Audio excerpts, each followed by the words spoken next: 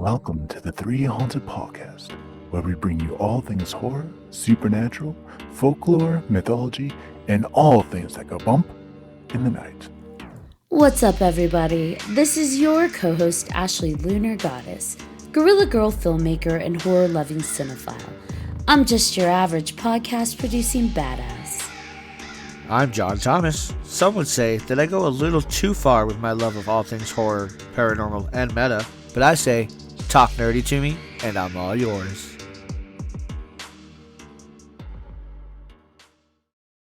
What's up, ghouls, gals, and all of our spiritual tribe out there? In today's episode, we'll be discussing history's impact on spirituality and ancestral healing with special guest and fellow podcaster Ashley Oppon. Ashley is owner and shamanic practitioner at Sankofa Healing Sanctuary. Welcome to the show, Ashley. Hi, Ashley and John. It's so nice to be here. I'm so excited. Yeah. I'm very happy to have you on. Now, first thing I'm going to ask is, tell us about your podcast. Okay. Yeah. So I host a podcast called Dine with the Divine. We talk about folklore, history, historical figures. We just talk about a lot of stuff. We talk about like different spiritual paths I like to introduce and like culture, introducing that to people.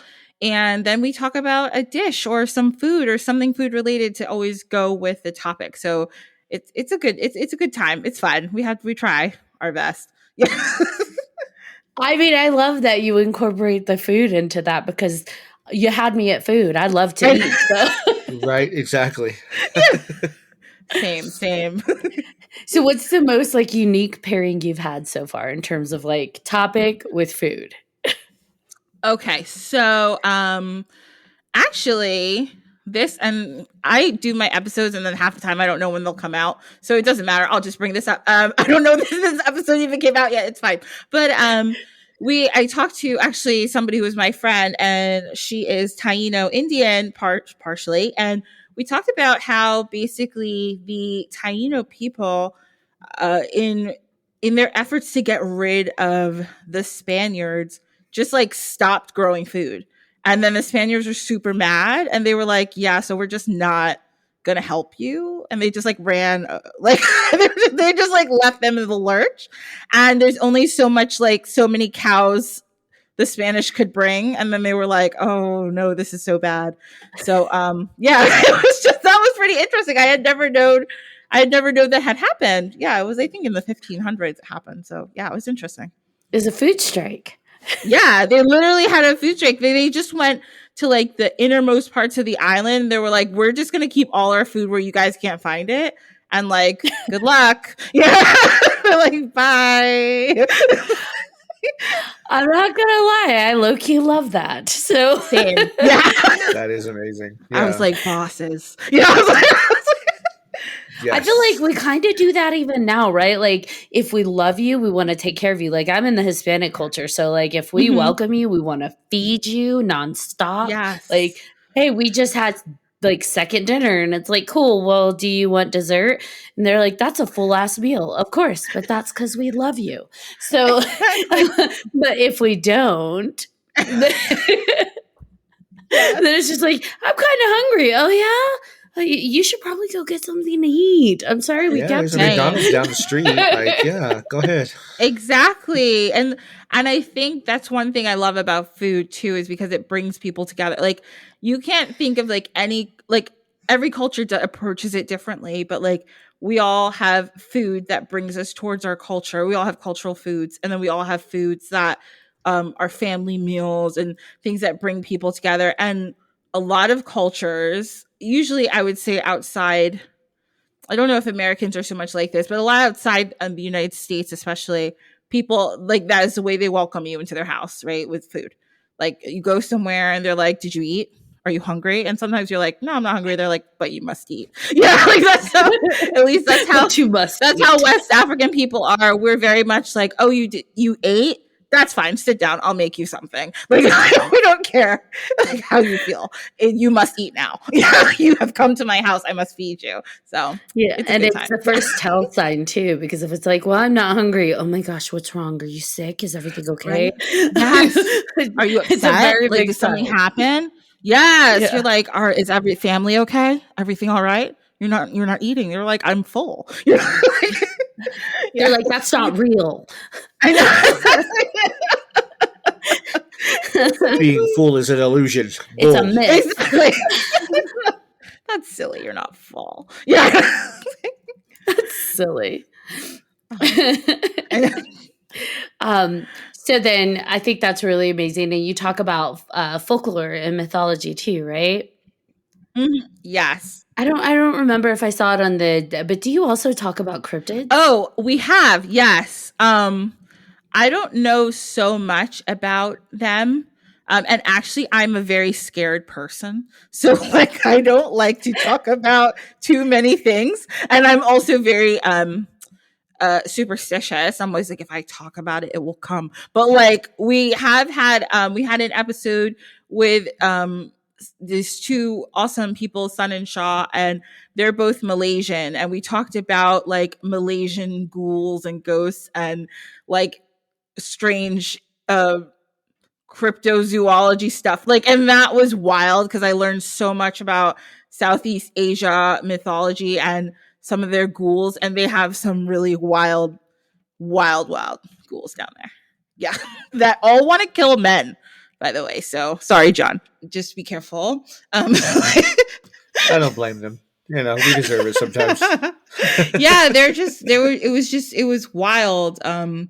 So we don't talk about them usually, but that episode it was very appropriate and it was really fun and it was really scary. So it was good. It was all good. You didn't feel like you were beckoning get butt talking about it? Yeah, I felt I was far enough away. We have our one guest, Shaw, who was actually in Malaysia. I'm like, we have a 12-hour time difference. We are good. They can't catch up to me. I think we'll be okay. I love that. They can't catch up. They can't catch up. But in that episode, she was so funny. She was telling us about how there is a land bridge between like Malaysia and Laos. And so she's like, so if you're in Laos, like you still have to be careful. It's like, oh boy. Okay, I'll remember that for the future. Just in case I ever find myself in Laos, I will be on alert. So yeah, just shake it off. Shake off when you're in Laos. Just shake off the energy. Exactly. Like, nope. We didn't talk about it. You can't. You're not invited. Exactly. Oh God. So then you're specific, like you like to tie in the historical aspects of things. Which Yeah. I love that because I feel like oftentimes when we talk about topics, I forget to really look into the history, which is super important. Yeah. So for you, what have you found in terms of how history impacts like spirituality? So like, I know when I kind of started my spiritual path to stuff, I was very, and I know people now just say like new agey. I was very like new agey. I had my crystals and I had my sage and I had all this stuff and it was cool and I loved it and it was great. And then, you know, I think this is a little, I'm a little older. I'm in my mid 30s. So I was like 15, 16 when I really started looking stuff up. I've always loved religion and stuff. So I've always liked to read about it and find out different things. But then it was like cultural appropriation wasn't like a thing people talked about. So everybody was kind of just doing whatever they saw or like whatever you could find in books or on the internet. And then when I started learning more about my own practice and like how people practice, and then kind of started being more realizing that I was doing a lot of things from different cultures, and then realizing like I had no idea why those people did those things. I was like, well, that's not really fair.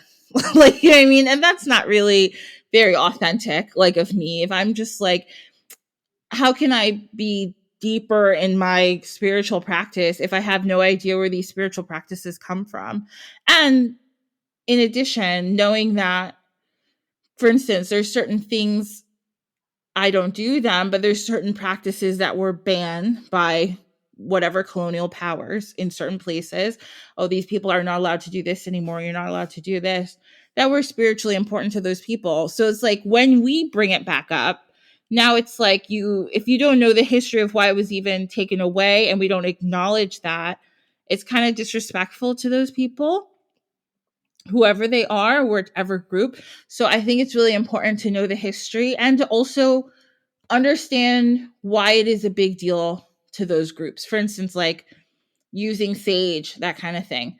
I think that's like a real basic one. A lot of people use sage. It's not, and I'm not here to tell people how to use sage because that's not, I'm not indigenous to the Americas, but it's important to understand what like just using sage to clear something and what an actual smudging ceremony is, so that we don't get those mixed up and we don't act like it's not a big deal, because for certain Native American groups, it is a big deal. And we want to, respect that and also keep the sanctity of it. If we just do stuff willy-nilly all the time, it's not sacred anymore. You know what I mean? It's just like, oh, it's something people do and it's whatever. And there's no, and not to, well, I can, no, I guess I can get woo woo here. Not to get too, Let's do it. Let's get like, but it takes away the spiritual aspect of something. Like I see that a lot with clearing. Oh, I'm going to clear with sage or with whatever. The thing is, it's not the sage that's doing it. It's like, that's not the thing that is magical. It's the person, it's the intention. So when we just do whatever and just say, well, everybody else does it, so I'm going to do it like this. It's like, okay, but you're really not doing anything. You're just lighting herbs in your house, like, which is fine. like, but but if there's you're basically just lighting a candle. Yeah, you're just lighting it like a scented candle, girl. And that's fine. Like, it's not a problem. But if you are trying to do something to get deeper into a practice, you want to know the root of it and where it comes from and all that kind of stuff. And I think, yeah, it's really important to know all those things to get to a good place within yourself of like what you want your spiritual practice to look like.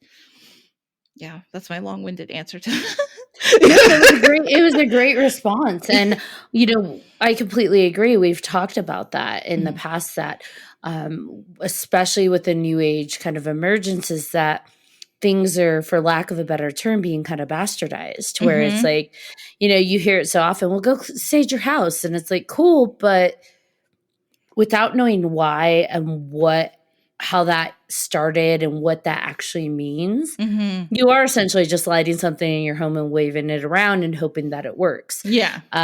Same with crystals, right? Like, amethyst heals this, or rose quartz helps with that. And so people are like, oh, let me buy those, stick them in my house. And why is it not working? And it's like, well, because there's more to it than that. Yeah. And so having that, as you said, that respect to really try and find, where did this come from? And how can that help me? And maybe it evolves, right? Maybe you look up the history and you respect the origins and the people that really, drove that forward, and then you evolve it to fit your practice. But at least you're understanding, this is the origins. This is what that means. And this is now how it's going to look like for me. Absolutely. And that's the cool thing about it too, is like, again, the other side of the cultural appropriation thing is that it is okay to do something and know its history and then say, well, this is how it works for me. Like, I'm not, and one example I use is that in my practice, I work with certain deities. One of the deities happens to be Oshun, which is a goddess from the Ifa tradition from West Africa, from Yoruba people. I'm not Yoruba, but I work with this deity, and not in the specific way that those people from that specific indigenous religion do. And so I'm not disrespecting them by doing that, because I'm not saying, oh, I am a Ifa priestess or a Babalawo or anything like that. I'm just saying I work with this goddess and I'm not doing it the way they do, which is fine. This is my own way of doing it. And that way you're not disrespecting, because I understand who she is to them, and that's cool. And that's not, it's not my place to say anything about that, or, if I'm not going to be part of it, but I just do my own thing and it works out. So yeah, exactly. People can practice different things. Again, you can burn sage. That's not a problem. I mean, as long as it's like you ethically source it and everything. But like you can you can burn stuff. Use garden sage, girls. Like it's fine. You can do whatever you want, but like just know like this is where it comes from. These people are the ones who really used it first, and they're the ones who discovered that it's good for that. And then like you're good. It's fine. And you can use it the way you choose to use it. That's fine. Yeah. So you said you work with deities. Mm-hmm. When did you first start working with deities, and what does that look like? Like how? Yeah. So it all started a long time ago. Tell us. So years ago, actually, I used to go to a mediumship circle with a friend of mine who's now like really, really good at mediumship. And I like was like, I'm not very good at this. We took this like workshop, and it was about like shamanic healing and this and that. And after that, I was kind of really curious about shamanic work. I didn't really know about it, this and that. And even my view of shamanic work has evolved, learning more about its origins. But I started working with a teacher, and when I started working with this teacher, I started working with different deities then. And the deities that she worked with when she started were a lot of like Egyptian deities. Now, I didn't really work with any deities at all. I was raised Catholic. I love Jesus. He's my homeboy. And that's like what I knew. But once I started working with these other deities, it was just so interesting. And I work with them for different things. So the way I do it is like if I'm working with somebody and they have a really big issue with being able to see, breaking down walls, being able to really see what they need to see. One of the deities I happen to work with is Baba Yaga. Again, speaking about like kind of history and cultural appropriation and things like that. I'm not Slavic. She's a Slavic witch. I'm not Slavic at all. But I don't work with her in the way maybe a Slavic person would. I just work with her in a specific way that I help people see truths with her. She's kind of, for lack of a better word, I kind of invoke her in my practice. I talk to her and ask her to kind of come in and help these people see what they need to see any truths they need to see, and then comfort them whenever they figure out what they need to do next. And that's usually, how I work with a lot of different deities. And they all have different purposes in my practice for what they do and how they help me or how they help others. How did you learn to connect to them? Yeah, so it's interesting because some of the deities I learned to connect with, it was very natural. I would do these journeys, which were like deep meditations, basically with drumming, and I would see whoever was supposed to come forward. They would just come forward. I would see them in a certain light, or they would I would just get a feeling for the kind of person they were. And I have a very vivid imagination, which I think helps a lot. And I love mythology. So a lot of these deities I could recognize before anything, and I would confirm it with, different things, whether it was tarot cards or whatever. I'd confirm, like, is this the deity I'm supposed to work with? But then there's deities that for instance, like Hecate, I've worked with Hecate.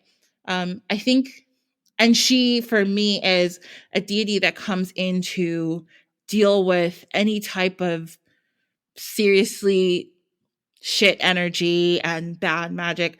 And for me, my own heritage, I'm Ghanaian. My dad's from Ghana, and my mom is from England, but her whole family's from Jamaica. So I'm very we're all very wrapped up in superstition and juju, stories about juju. So I've always been very afraid of quote unquote evil or bad things, because I had always grown up with all these stories. Well, this person did this and they went crazy, or this happened and this happened. This person cursed. So like, I've always been very fearful of trying to work with anybody I saw as quote unquote dark. And I always saw Hecate as quote unquote dark. But once I actually started to work with her and learn how she can actually, the darkness, number one, is not always a bad thing. And because you can't have lightness if you can't have darkness. And if her whole job is to transmute things and to open doors, and she lives in the dark, then how could she be bad? Like she's not bad. Nothing. And the other thing is, nothing is just good or bad. And that's something I had to learn too through my journey. Everything is not just like, this is a good one, this is a bad. It's not like that. Especially with Hecate too. She's very like, at least the way I work with her and the way I see her, she's very open. She's very willing to help anybody who needs it, but she's also very like, well, you have to get your shit together. Like, and I'm not going to sit here and pretend that like you don't. Like, so I'm like, I appreciate that. Yeah. So she's real. Yeah. She's like, get it together. I'm not doing it for you. Yes. No sugarcoating, none of that. So like learning that that really opened my eyes too, when I was like always thinking like one thing is either good or bad or evil and I was like, wait, no, actually there's like a duality to everything. Like it's not that serious. So yeah. I hope I answered your question. I just started talking. Absolutely. No, you did. So when you're helping other people heal, are you helping them kind of form those deity connections as well? Or are you kind of the middle person that helps with the deities that need to be present with them? So it depends. If there's somebody, if I have some clients who are just more again, for lack of a better word, like muggles, like they're very just like everyday people who are just like, oh, I'm having this problem or blah blah blah. So that way I'm kind of the intermediary, right, between like the deities and the person. But when I work with my like spiritual people, and if they want me to help introduce them to deities, or they say, well, I work with a specific deity, or I want to work with them, what should I do, or something like that, then I can kind of help them with that too.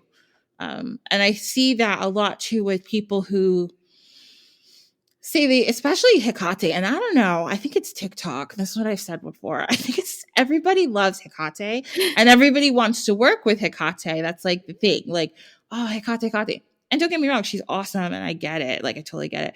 But not everybody knows how to approach things. Or a lot of times when people are at the beginning of their journey, they don't realize that all of this spiritual stuff, it's not just the aesthetic, it's not just fun. Like, you're gonna end up really looking inside yourself, and at times it's not always gonna be so great. It's not only about like, doing like a Sabbath in your room or decorating an altar. It's like seriously going inside yourself and figuring out who you are, who you want to be, how you want to affect the world, and letting these deities help you do that. So sometimes I deal with people who are like, oh, I started doing this and I wanted to do this, but now I'm like in kind of a weird spiritual crisis, and maybe I should just go back to church. And I'm like, well, I mean, girl, if you want to, that's fine, but like, calm down.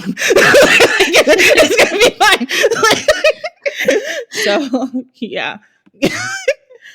Yeah, I think sometimes when we go out on a limb and we get scared, we knee-jerk extreme go back to our origins. So Yes. if you grew up super religious or super whatever, you withdraw. Really, like, Yes. It's like when you touch the fire, like, oop, and then you go way far back, forgetting that maybe you just need to adapt the way you approach it versus like dropping it completely. Yes, exactly.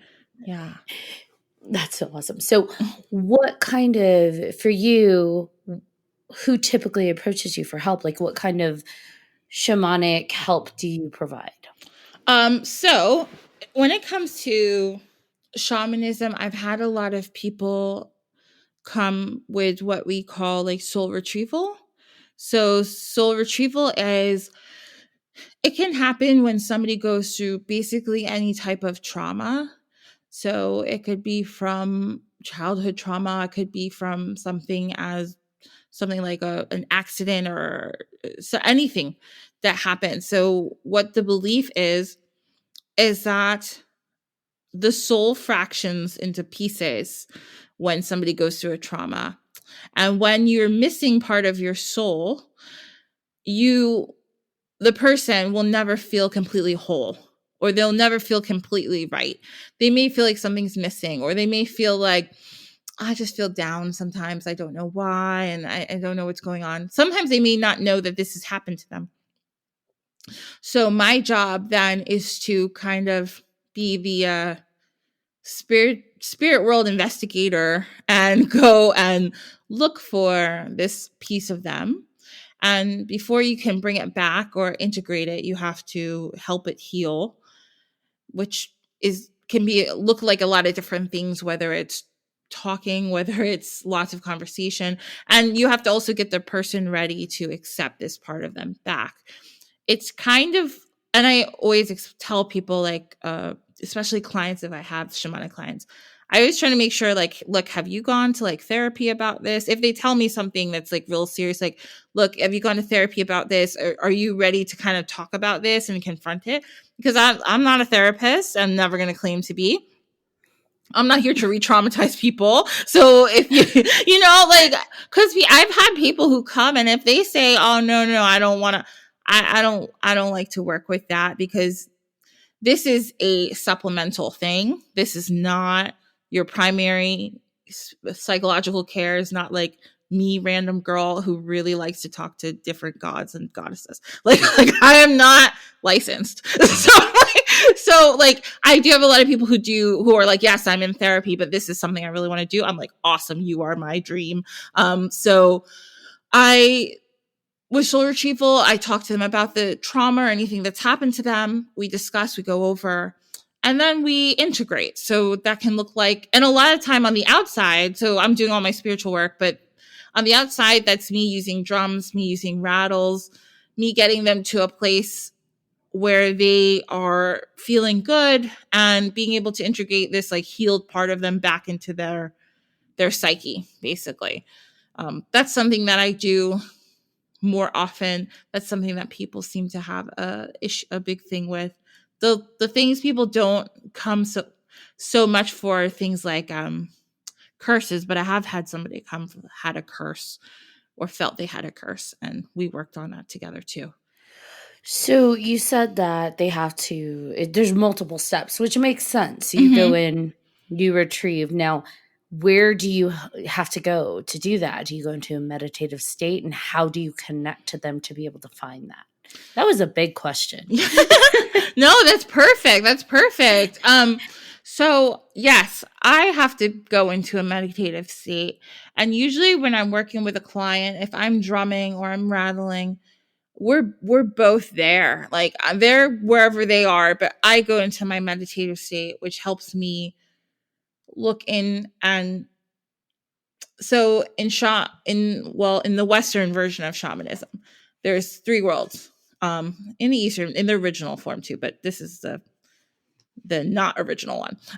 So you have to figure out kind of, as the person working, which world we have to go into. And the different worlds have different purposes. There's the upper world, there's the middle world, and there's the lower world. And the way I look at them, everybody is a little different, but the way I look at them is that the upper world is where all your deities are, all these like high, like OG spirits, like old, like from every part of the world kind of spirits. Like they're all hanging out up there. And then people who do like Akashic records and stuff, they'll say that's where the Akashic records are. Then you have the lower world. And I always see the lower world as like our natural world if like people weren't there.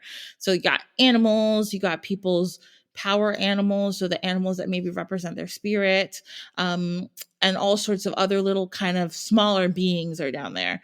And then you have the middle world. And that's usually where people's souls end up. The middle world, I like to describe it as our world, but if you put on your spirit rose-colored glasses and all we saw was like spirits walking around and little trolls and fairies and imps and all that kind of good stuff. Like you could see all of them people walking around. And that's usually where you'll find like disincarnate spirits, your quote unquote ghosts, different kinds of, if you're looking for somebody who's dead, they're probably there. If you're looking for, somebody who's dead who hasn't gone to wherever they're supposed to be going, they're probably hanging out there. If you're looking for little spirits that are like not really, I forget what like the real good word for them, but spirits that are like low vibrational spirits, like that maybe are bothering people, but they're nothing to be scared of, those kinds of things, you'll find them there. Okay. Yeah. And then those, you use that area is usually where you'll find people's souls that have kind of broken off. And I have to kind of go exploring, and sometimes you just have to ask. I'm working with a deity, and I ask them, where will I find this thing, this part of this person's soul? And they kind of direct me, and I figure it out that way. But it's a whole big, interesting journey. When I'm journeying, I can fly, I can swim to the depths of the ocean, I can do all sorts of stuff that I cannot do when I am a conscious, regular human person. So in this meditative state that you're in the middle world, right? Yeah, usually end up being there. It's something you can completely, like it's a complete visualization. It's not something like you feel. For me, it's a visualization that I can see it. Some people feel it, some people see it. I always see myself going on a journey. And because I have a friend who she also does the same type of work, and her journeys are way wilder than mine, and I'm always jealous of how like exciting and it's literally like a Michael Bay movie every single time. She'll be like, yeah, so then this happened. It's so crazy. Like I love it. But yeah, for me, it's all visualization, and I go here and I go there, and I'm looking and I see, and then I do feel things when I'm there. But I see them, and usually if I'm working with somebody,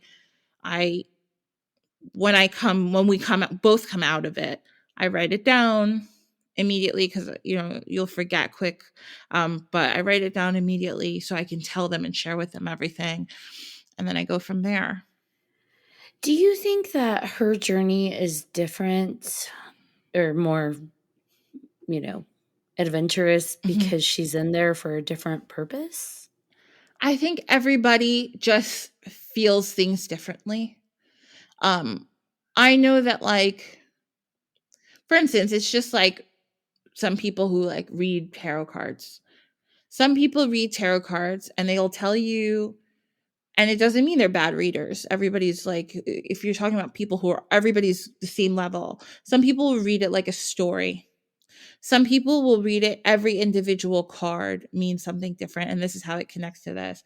And some people are completely intuitive. They're not talking about how they feel or what the card means. They're talking about how they feel. So I think it's just a matter of the way that we look at things. Like me, I'm very like, when I do journeys, I'm very like, okay, this happened, this happened, this happened, this happened, and now we're done.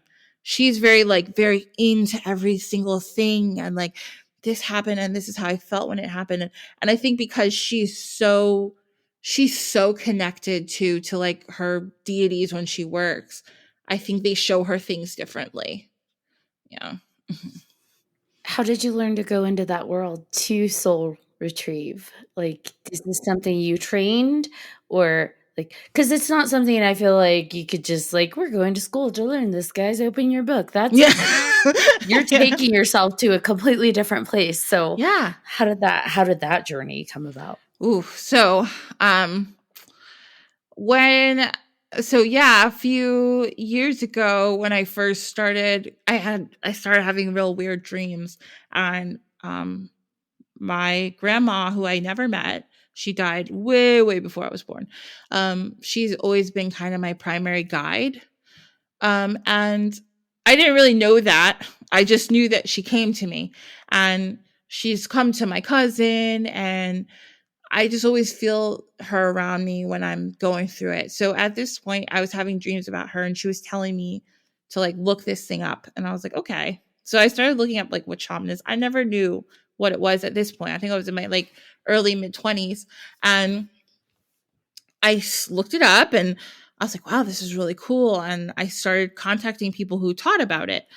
And I found a teacher, and my teacher started teaching me all about shamanism and what it is. And the thing about it is, before you can help anybody else, you have to kind of heal yourself. So I had to go in and do all these things for myself, which was fun at first and then like awful because I then had to make a lot of like realizations about like myself and like how I was living my life and how I really felt about a lot of things that were going on in my life.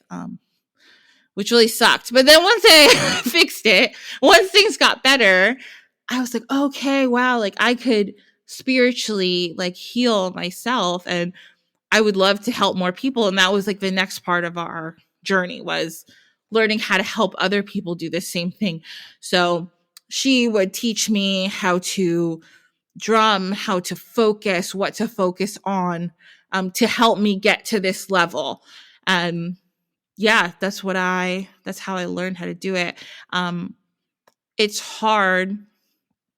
I have a hard time sometimes focusing, or sometimes I have an expectation of like, okay, this is what I'm supposed to be doing. So, all right, so I see a tree and I see the ocean. Like I tell myself, and I literally have to let go to the point where I'm not having any expectations in order to be able to do it. And it took a long time to do that, but I got there. And then the advanced part of that, and depending on what kind of spiritual tradition people are from, is like channeling deities and that is like getting yourself out of the way, but like times 10. And that's also can be really, really difficult.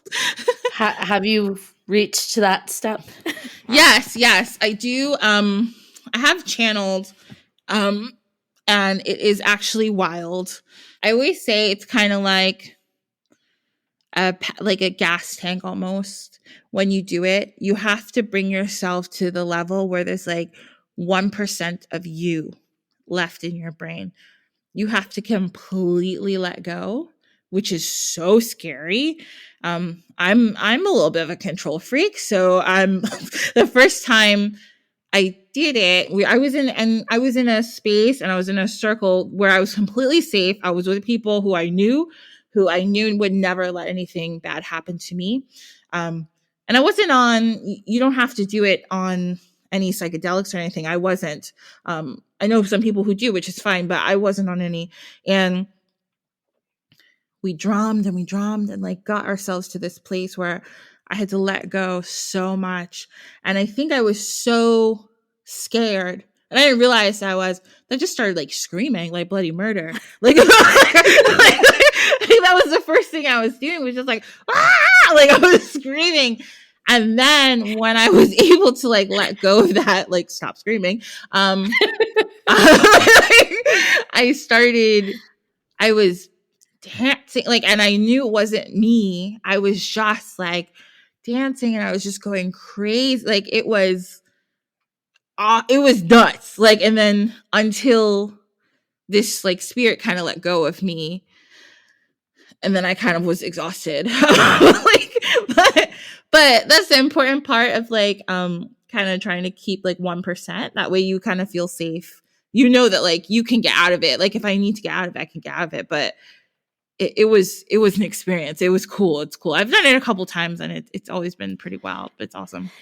At the beginning, you said you're a scared person. So, and I'm same. Yeah. Same. So, how have you been able to navigate all of this with that fear? Because I feel like for me, if I go into that meditative world to do any kind of retrieval, I'm gonna be scared that demons and all sorts of things are going to be trying to get me. So like, how do you not break that with fear?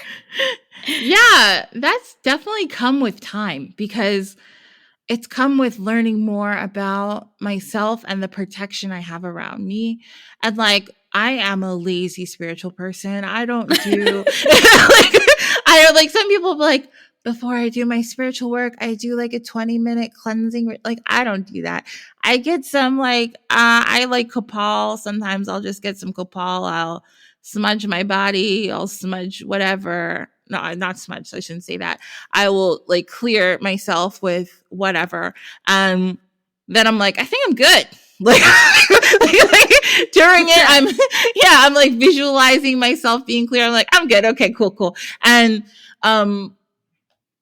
I just have learned so much that like all these deities or spirits that I work with, as long as I communicate with them, they're like, all right, we're down. Like I check with them kind of like so all system go before like I do anything. I'm like, you guys here, right? We're all like together. And they're like, yeah, we're here. I'm like, cool. And then all systems go. Yeah. Because like I always, and one thing, a lot of people who do different types of shamanism use the word hollow bone. Like I also realize like I am just a conduit. It's not me. I'm not here doing like magical spells in my attic. Like it's not like it's me. I've just built a connection with these deities and spirits so that they can work through me. And that's the way that I look at it. I'm nobody without them. I'm not, it's not me who's doing all this beautiful, perfect magic. And it's not, trust me, if it was me, it wouldn't be perfect. Like, so yeah, like when I'm just the one who has cultivated the relationship with them that they are wonderful enough. And they have I don't know the word, but they are willing to work through me because we've cultivated this relationship. It's almost like it's an honor that they're willing to be choosing you to be that conduit. Exactly. And that's why at the end of every single session, and even in the beginning of every single section, I always tell when we do like an opening prayer, I welcome in all the spirits. And I always say that I'm humbled by them coming because I am just a little dinky human who like I'm just a little African girl from New Jersey. Like who am I? So I'm always humbled that these big spirits are like, okay, like thank you for honoring us. So we're going to work through you to help other people and to help yourself. So yeah, it's really awesome. Yeah, the piece you're missing is you're a part of that big spirit. So you're just as big. I know. Thank you. We're going to work on that. I know. Me, I'm like, I'm nobody. Like, I know. I have a piece in it, but I'm just always just really thankful that I've been able, that I have the privilege to work this way. Right. Yeah. That's so cool. So you mentioned tarot and soul retrieval and drumming and all of these things that are just all very different components of a spiritual connection, right? So was there anything when you were you're still on your journey, but when you started the journey and you were connecting to these different modalities, was there like one specific one that you're just like, oh, I feel it in my soul. Like this is my connection. This is what I am tuned to. So when I started, like when I was younger, it was tarot cards. That was my favorite thing. Like when I really started, and I only started reading tarot cards because I broke up with a boy, which was just such a lame reason. Whatever gets you there. I know, this boy broke my heart, and I was like, I have to find out what's gonna happen. So that's when I started reading tarot cards. But I never realized that like it was gonna take me on like a path to being like, oh, okay, I'm into all this other stuff.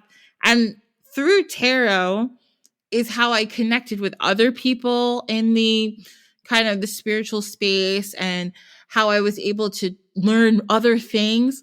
So tarot was my first like love when it came to kind of this space.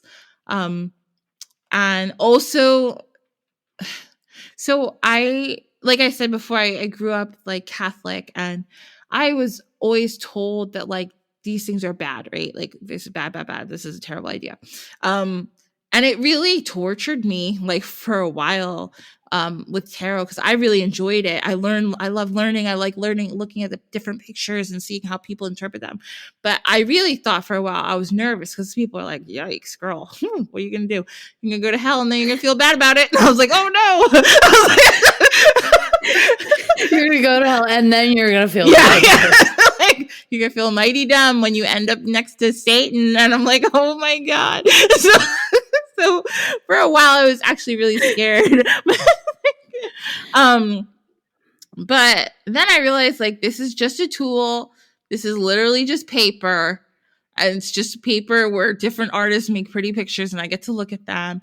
And it's again, it's all about intention. I'm not doing anything that's gonna put me in quote unquote hell. So I think I'll be all right. So yeah, tarot is my number one connection, basically. Now, speaking of Satan, let's do it. Let's do it. So you didn't know that you were on a Christian podcast? I know. I'm joking. I'm joking. He scowled at me. So what? I have a bad sense of humor. Shit, I'm on the wrong podcast. So, because we start our journey somewhere, and like you said, it's not always perfect. So did you find have you found as you're practicing that you have encountered anything not so great? Yeah. That was a really weird way to ask that. Have you ever encountered any of the negative things? Yeah. That was a very long-winded question. I got what you were putting down. That's okay. Thank you. Yeah. So yeah, I've so it's really interesting that one thing I used to always think, again, like evil, good, evil. But I realized that a lot of stuff is like the negative comes from ego. I've felt that more than anything is people I have encountered, especially in the spiritual space. When things seem to go south, it usually has to do with somebody who has decided they are way more important than they probably are. Like they are the be all and end all. And that's why I'm always so like, oh my gosh, I'm so humbled. This is not the only reason, but one reason I'm always like, it's not me. And I think it's because I've seen so many people who become like, it's me. I am the magician of the Western woods. And then they become like complete psychopaths. Like I know. I am Zul. Yeah. I know so many people who this is like happened to. And also when I work with people, so actually this is kind of wild, but I worked with a woman before who kept trying to tell me that she had these like demons in her house, that they were coming from this tree near her house. So I went to her house and we did this whole clearing around her house, and she said they were attacking her dog and all these issues. So the thing that I kind of realized was that it was her. Not that she was evil or anything. This woman had like a tremendous amount of trauma. Like she had tried to like die by suicide. Her brother had died by suicide. She used to be a drug addict. Her mother had died by suicide. And it was like, girl, like you are not I don't want to say it like this. To me, it's not her fault. But she had never dealt with any of her stuff. So all these negative things that were coming out were because she had never dealt with her stuff. So it was all affecting her. That's why you're having nightmares. That's why this is affecting this, and all these different things going on in your home is these negative things that are happening to you. So there's that. And then on the other hand, dealing with like negative forces, I have seen it, and a lot of the time these negative forces, now it depends on also, again, culturally where people are from, because sometimes, and especially in different West African countries, one thing I know is people are very apt to believe, and I also believe them, don't get me wrong, but people are apt to believe that they have had curses put on them, or somebody is doing something negative to their family, which in a lot of cases is true. So in that case, if I can't do it, I will always try to get somebody who knows this person's belief system, because that's what works best in those cases. And I have seen that happen a few times. I had a client once who was Haitian, and they were dealing with a lot of negative forces that I knew that, like, little old me, I don't understand these things to be able to get rid of them. So I was able to find someone else who did Haitian voodoo who was able to help them, because it is, again, cultural context. Sometimes I'm not able to figure out this specific kind of negative entity that's bothering you, but this person from your culture knows exactly how to get rid of it and what to do. Sometimes they might tell me and I could do it for them, but if they can go see that person, it's even better.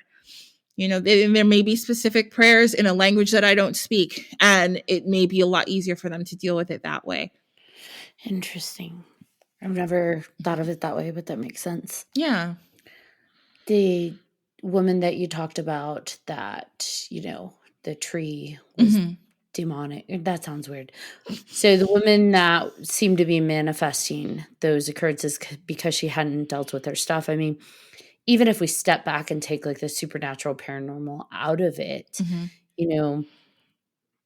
any person that has dealt with trauma after trauma after trauma after trauma that swallows it down and suppresses it, it is definitely going to come out in different ways. And so the fact that hers is, spreading into the world that we don't tend to talk about in the typical society, it just is an additional layer. But realistically, it makes sense. You're suppressing that stuff is absolutely going to come out. Mm-hmm. Exactly. What about you, John? What are you thinking? I don't know at all. I don't know. I have nothing. I have nothing. I'm following, but I have got nothing. She's always so quiet. I try to make sure yeah. She does, and then she catches me off guard and like, nothing. My name's George. Hey, well, there are people that they're like, "Do you let John talk?" And I'm like, "Look here." Yeah, she always does. John will talk when John will talk. Sometimes he has stuff to say. Sometimes he absorbs. He's absorbing. Yes. I get it. It's fine. I do. It hits me later, and then like Ashley, usually I have questions after the fact. I'm like, oh well. Next time. So, how's your dream world? Like, because we've noticed that, like, it's not something we planned, but there's a theme going on with a lot of our guests this season where like dreams come up. So now I'm just like, okay, universe, you apparently want us to talk about sleep. So yeah. So my dream world, it can get real weird. Same. Yeah, right? Like sometimes it's so funny because I'll have dreams and I'll be like, that means something. And then throughout my day, it'll like, I had a dream the other day about work. And then throughout the day, I was like, this is exactly what I didn't want to happen because this is what happened in my dream. Like, and I just realized like, oh, this is exactly what my dream was trying to tell me. So like, I feel like it's half and half for me. Sometimes I'll have dreams that are like predictive or like they're trying to tell me something or there's a message, and then I'll have like nonsense dreams and I wake up and I'm like, what the fuck was that? I'm like, that was complete madness. And there goes my imagination. 80% of mine. Yeah. Yeah. I'm like, no, this is like 85% of my dreams right there. It's just, what the fuck? So what happens when you don't address your shit, Jonathan? No, I'm just kidding. I'm joking. You're not wrong. You're not wrong at all. Teasing. I think we all have wacky dreams at some point. Definitely. Do you ever feel vulnerable in your sleep? Yeah, I do. So okay. Years ago, I had a dream. I don't have sleep paralysis or anything. I've never had that. But one time years ago, I had a dream, and I don't think it was a dream. It wasn't. I woke up and I couldn't see. It was dark. It was nighttime when I was sleeping, but I couldn't see anything. Usually, you can wake up and you can see shapes in your room. I couldn't see anything at all. And then I felt pressure on me. And I was like, okay. I was like, don't panic, don't panic, don't panic, don't panic. But like, I felt this pressure, and it was just not like I could see nothing. I couldn't even recognize my dresser drawer, nothing. And I was just like, fuck. And then, like, that would be my response. Exactly. After like 10 seconds, which seemed like really long, it stopped. And so I woke up, and this is years ago, but I still shared a room with my sister. She's like dead asleep, and I'm like, oh shit, oh shit, oh shit. So I get up and I go to the bathroom. I'm like sweating. I'm like, oh my god, oh my god, oh my god, oh my god, something's in here. So like, I can't like start like throwing Florida water around my room at 3:00 in the morning. Like, this is highly inappropriate. So, and so I'm just like, okay, I'm going to go to sleep and I'm going to pray. So that's like my number one thing. Like I said, Jesus is like my homeboy. And like, whenever I'm in a tight bond, he's one of the people I'm like, Jesus, listen, I love that Jesus, listen. I know. That's always how I start. I'm like, Jesus, listen, I am out here trying my best, and I'm gonna need a little help right now because I'm panicked. So whatever happened, please don't let that happen. Let me sleep. And when I was little, I used to like get these like randomly get paranoid about stuff. So I'd be like, I sound like such a psychopath. But I'd randomly be like, God, please let me wake up. Like, I wasn't going to die, but I used to get very nervous all the time that I wouldn't wake up. Some days I would just go to sleep and be nervous. So I'm like, God, please don't let me wake up. I'd be like 5. But now I was like older, but still I was like, God, Jesus, whoever is listening at this hour, please. If you guys, I don't think you want it to be whoever. I know. That's true. I know, right? I should be more specific. Sometimes I'm like, whomever is up there, one of the good ones, could you guys handle whatever? I was like, please take whatever's away. And like, I visualize like Archangel Michael with his blue sword. I'm like, just handle it. So the next day, just handle it. The next day I had gone to work, and like I came home from work and I got my holy water, because my holy water is another staple of mine. I love some holy water. I got my holy water and started throwing it around, and I'm just like, whatever's in here, please get out. I have my cross on. I was like, ooh. So now, since then, literally, this is like more than 10 years ago happened, but I like usually I wear a necklace all the time. I either sleep with it on or have it right next to me all the time. And I always feel like it protects me. Maybe it's in my head, but I don't care. So I just wear it anyway. But it's like the sage, right? Yeah. So it's my talisman. Yeah. It's your intention of this is going to protect me, and so it will. Exactly. So, that's awesome. You had a holy water party in your room. Yes, because when I was a kid, we wouldn't leave the house without my dad throwing holy water. That's his thing. Like, he's got to throw holy water before we leave the house. So for me, I'm like, all right, we're going old school. We're throwing some holy water out here. Whatever works, right? I had to do that. I felt like I had to do that one time at work. This was like 7 or 8 years ago. It's just everybody was always crabby and fighting with each other, and it's just negative stuff, bad stuff was happening. We couldn't keep people at work, and I'm like, all right, there's some bad shit here. So I'm taking my holy water, and I'm going throughout the whole restaurant, saying, all right, whatever the fuck you are, get out. I don't care. You can't come back. Out. If you're negative, get the fuck out of here. Go. Get out. Go. I did this at like 6 o'clock in the morning. I'm up there, and I'm just like, all right, whole fucking store's cleared.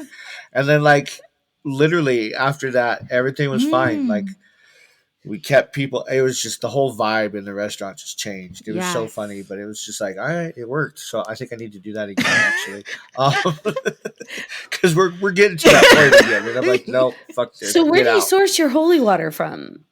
Oh, I be taking it from the church. Like, I have a container, girl. That's the best place. Oh, I love Yeah, that. I've been that's the taking it best from the place. church. Oh, I mean, just going in there with my little bottle and filling it up in the fountain. Like the Hey. church I used Yep. to go to, and like my best friend, she still goes there. Like, and I tell her, I'm like, Jillian, I just take water. She's like, girl, nobody knows, it doesn't matter. So like, I just go in there any random time. I just fill up my little bottle. I'm like, thank you. I do my sign of the cross, and I'm like, okay, We're good. we're good. Right, thank you, Jesus. I know. All right, I cool, we're kneel. I good. do my thing. I'm like, okay, see you guys later. We are blessed.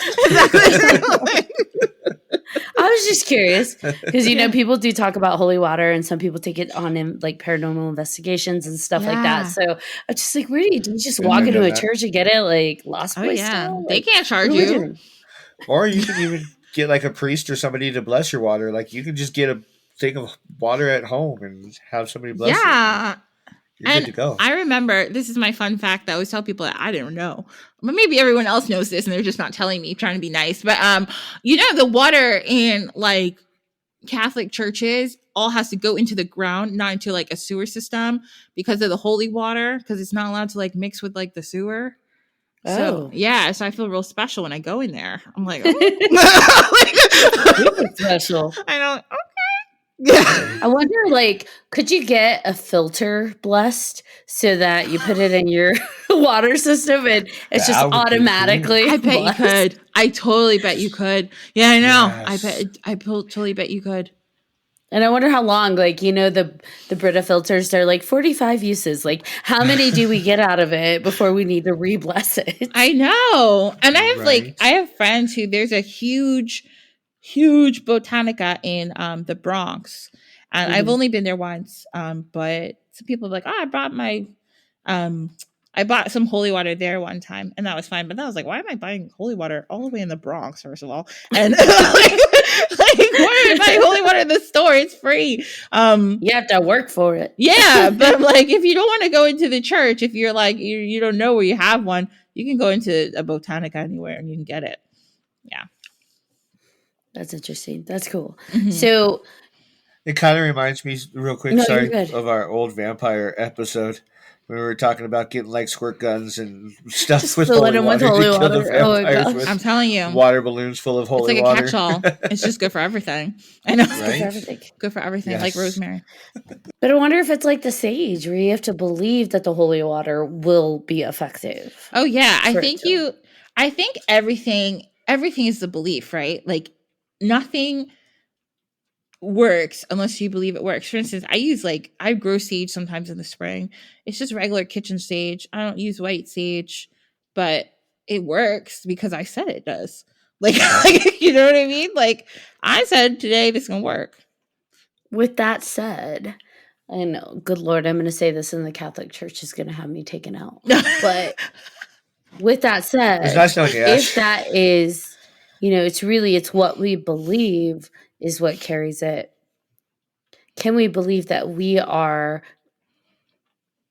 connected to spirit enough to be able to bless water ourselves? I 100% believe yes, because I think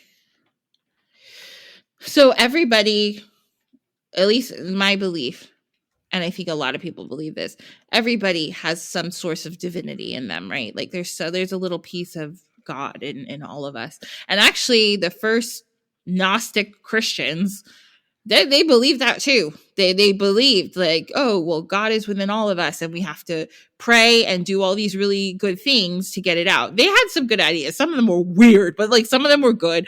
I saw the Da Vinci Code. I know. Yeah, exactly. No, some of them made a lot of sense and some of them made no sense. But like that one I like because they were like, yeah, there's a little bit of God in everybody.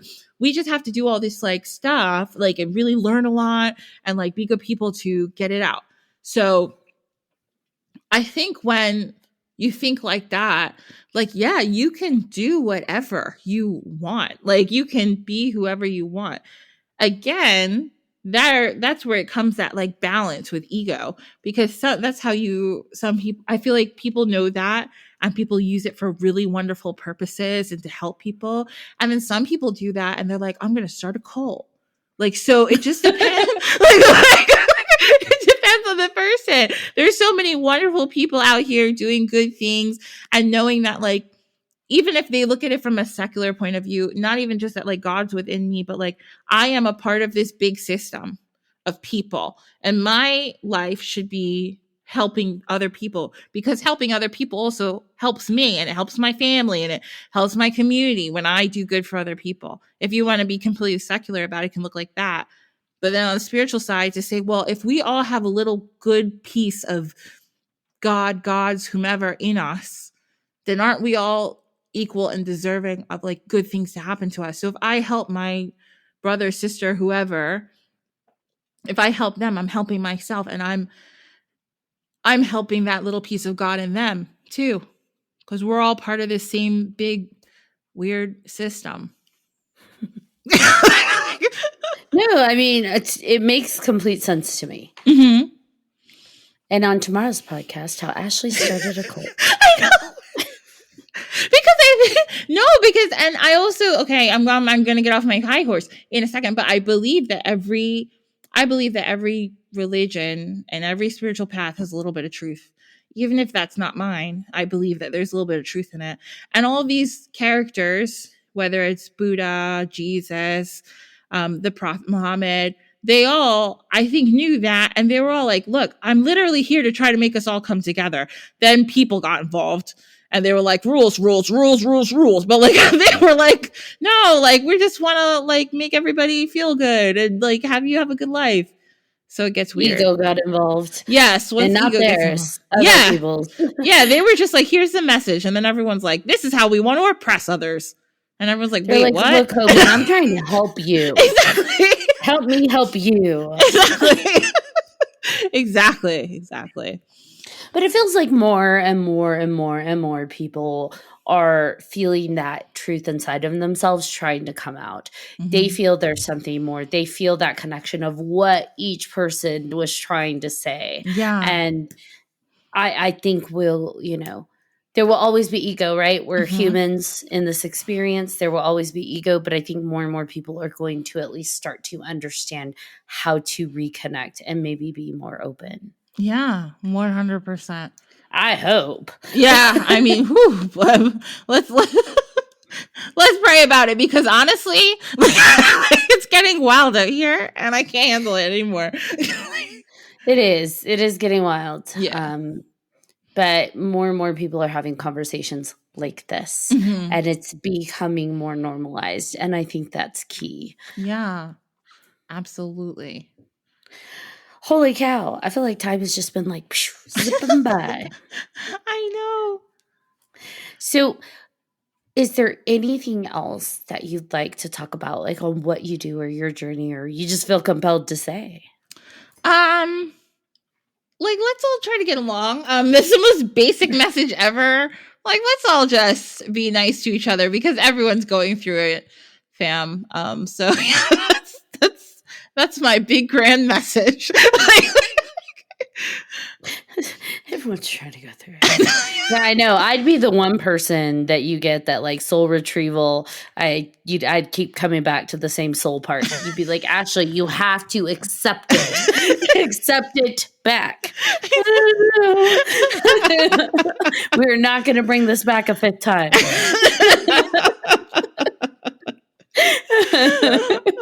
Oh, John, do you have any final thoughts? No, I agree with Ashley. Like she said, we're all going through something. Freaking be nice to each other. Like just try. Quit being an asshole. Nice. Yes, John. Be nice and don't take things too seriously. Yeah, for real. It's going to be fine. And if somebody bothers you, just be like, hey, I didn't like that. You don't have to write. Like, we don't have to be Twitter warriors. Like, just go outside, touch grass. Like, and then like get off your computer, calm down. It's going to be fine. Go. Or as someone once told Ashley, go hug a tree. Go hug a tree. Yeah. She said, girl, you need to put your roots down. Go hug a tree. You're floating up in the sky. And I'm like, all right. So I'm going to hug a tree. Hug a tree and shake it off. We got it. So where can people find more about you, or if they want to work with you, how can they connect with you, Ashley? Yeah, so you can find me on my website, Sankofa Healing Sanctuary. I know that's long. It's Sankofa Healing Sanctuary at .com. And then you can find me on the internet on places like Instagram or Facebook at the same name. And you can find me on my podcast if you like that kind of thing. It's dinewiththedivine.com. That's my website, but also the podcast is Dine with the Divine, and it's anywhere you listen to your podcast. And you can find me on those handles on the internet if you want to talk to me at all. I'm here. I'm very open. Anybody can ask me questions. I'm always going to answer you. Trust me. I love talking to random people. It makes me happy.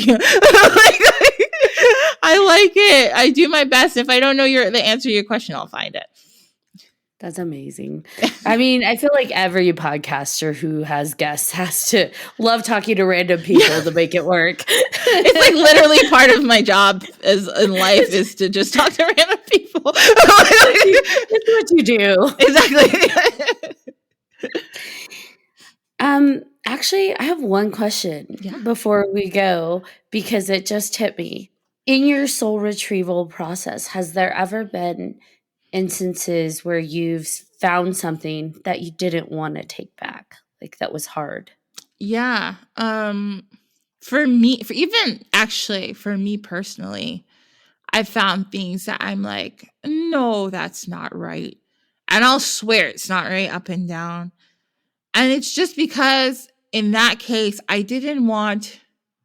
had always thought about myself one way, and I'm like, no, I'm not like that. And then I realized, no, I actually am like this. And I actually am very angry about this. And it was very difficult to realize that I was not the way I had always imagined. That was like the hardest thing.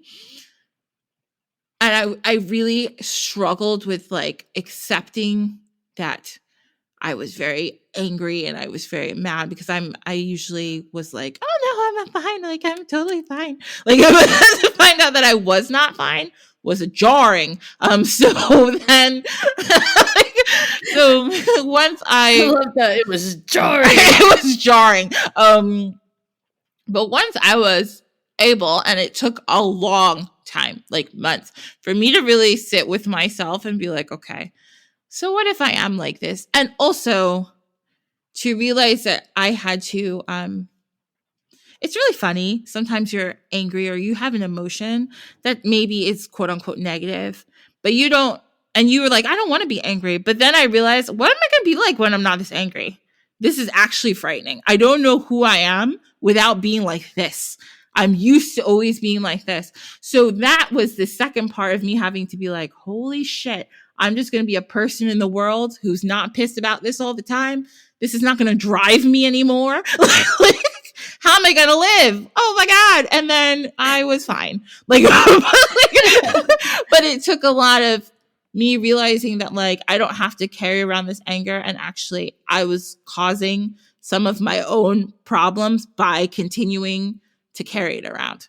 Like I could just learn and process and try to let it go, which did eventually happen, but it just took time. So it sucked. It really sucked, but but it was so much better when I got to the other side. So it was yeah, it's me. Thank you so much. And thank you for coming on to this episode. I had such a great time talking to you and just being able to ask all my many million questions. So I really appreciate you being open to talking about these topics with us. Yeah, thank you. And thank you, John. Like, this has been really, really fun. I've really enjoyed our conversation. This has been great.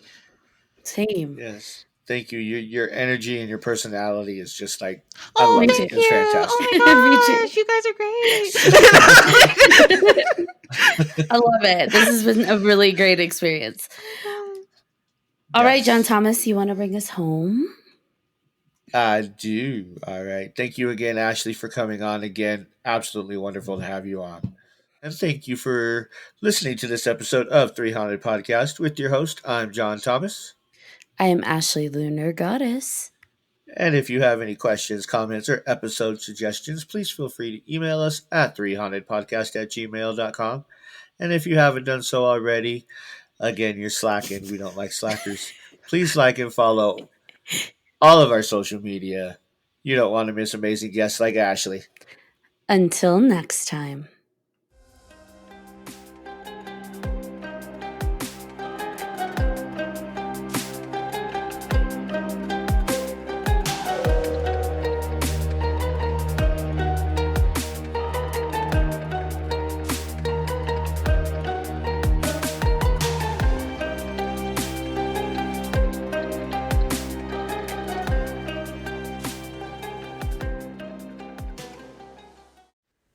Are you looking for more awesome podcasts? Head on over to withoutyourhead.com for access to the Without Your Head podcast network, where you'll find a variety of podcasts sure to keep you entertained and coming back for more.